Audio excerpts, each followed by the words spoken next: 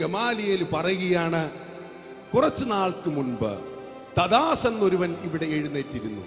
അവന്റെ കൂടെ 400 പേര് കൂടി വന്നു. അവന്റെ പറഞ്ഞ വാക്കുകളിൽ അവന് അനുയായികളായിട്ട് ഒത്തിരി പേര് വന്നു. പക്ഷെ കുറച്ചു നാൾ കൊണ്ട് അത് തീർന്നു പോയി. അവന് ശേഷം യൂദ എന്നൊരു മഹാൻ എഴുന്നേറ്റു. അവനും കുറെ പ്രസംഗിച്ചു. കുറെ പേര് അവന്റെ പുറകെ പോയി. അവരെല്ലാം ഉയർത്തിയത് യേശുവിന്റെ നാമത്തെ അല്ല. അവരെല്ലാം സ്വന്തം കഴിവുകൊണ്ട് പല കാര്യങ്ങൾ പറഞ്ഞ് സ്വന്തം പ്രസ്ഥാനങ്ങൾ ഉയർത്താൻ നോക്കി. അവരെല്ലാം കുറച്ചു നാൾ കൊണ്ട് തീർന്നു പോയി. ഗമാലിയേൽ ഒരു വാക്ക് പറഞ്ഞു, ഇപ്പോൾ ഞാനൊരു കാര്യം പറയാം സഹോദരങ്ങളെ, ഇവരെ വെറുതെ വിട്ടേര്.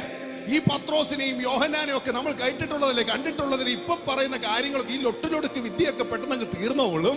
ഇപ്പോഴിവരെ വിട്ടേര്, അടിക്കാൻ നിൽക്കണ്ട, ഉപദ്രവിക്കാൻ നിൽക്കണ്ട, വെറുതെ വിട്ടേര്. ഇത് മാനുഷികമാണെങ്കിൽ പെട്ടെന്ന് അങ്ങ് തീർന്നു പൊക്കോളും. ഒരു കാര്യം കൂടി അദ്ദേഹം ചേർത്ത് പറഞ്ഞു, ദൈവീകമാണെങ്കിൽ നിങ്ങൾക്ക് പോലും ഇതിനെ അടക്കാൻ കഴിയത്തില്ല.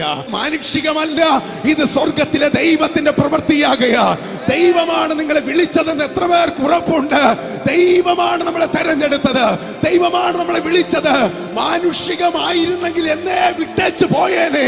മാനുഷികമായിരുന്നെങ്കിൽ പ്രതിസന്ധി വന്നപ്പോൾ, പ്രശ്നം വന്നപ്പോൾ വിട്ടിട്ട് പോകില്ലായിരുന്നോ? നിങ്ങളെ നയിക്കുന്നത് മനുഷ്യന്റെ ശക്തിയല്ല, ഉയരത്തിലെ ദൈവത്തിന്റെ ശക്തിയാ. നിങ്ങളെ നയിക്കുന്നത് മനുഷ്യന്റെ ആത്മാവല്ല, മാനുഷിക സ്വരമല്ല.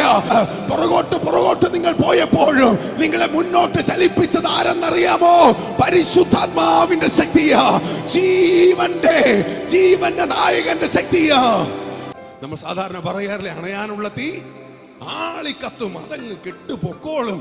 ഇപ്പോഴുള്ള ഈ അത്ഭുതം കണ്ട് നിങ്ങൾ പേടിക്കണ്ട, അതിന്റെ പുറകെ നടക്കണ്ട, അതങ്ങ് പൊക്കോളും.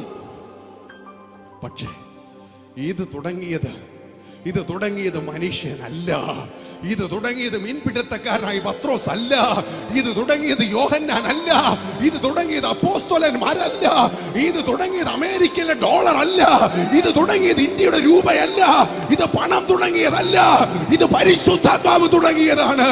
പീഡനം വർദ്ധിക്കുന്ന സമയത്ത്, പ്രതിസന്ധി വർദ്ധിക്കുന്ന സമയത്ത്, തടവും കാരാഗ്രഹവും തുറന്നിരിക്കുന്ന സമയത്ത് ജനമെല്ലാം ഉറ്റുനോക്കിക്കൊണ്ടിരിക്കുകയാ. ഇത് മാനുഷികമാണെങ്കിൽ ഇതങ്ങ് തീർന്നു പോകണം.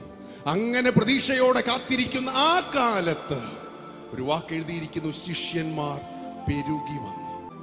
യേശുവിനെ വിശ്വസിച്ച്, അവന്റെ അത്ഭുതങ്ങളിൽ വിശ്വസിച്ച്, അവന്റെ വചനത്തിൽ വിശ്വസിച്ച്, അവന്റെ വീര്യപ്രവർത്തികളിൽ വിശ്വസിച്ച് വിശ്വാസികളായിട്ടാണ് ആദ്യത്തെ പടവുകൾ നമ്മൾ വെക്കുന്നത്. യേശുവേ, നീയാണ് എന്റെ ഗുരുനാഥൻ, നീ എന്നെ പഠിപ്പിക്കണമേ. അവന്റെ പാഠപുസ്തകം എന്താണ്? ദൈവവചനമാണ് അവരുടെ പാഠപുസ്തകം. അവരുടെ സഹായകൻ ആരാണ്? പരിശുദ്ധാത്മാവാണ്.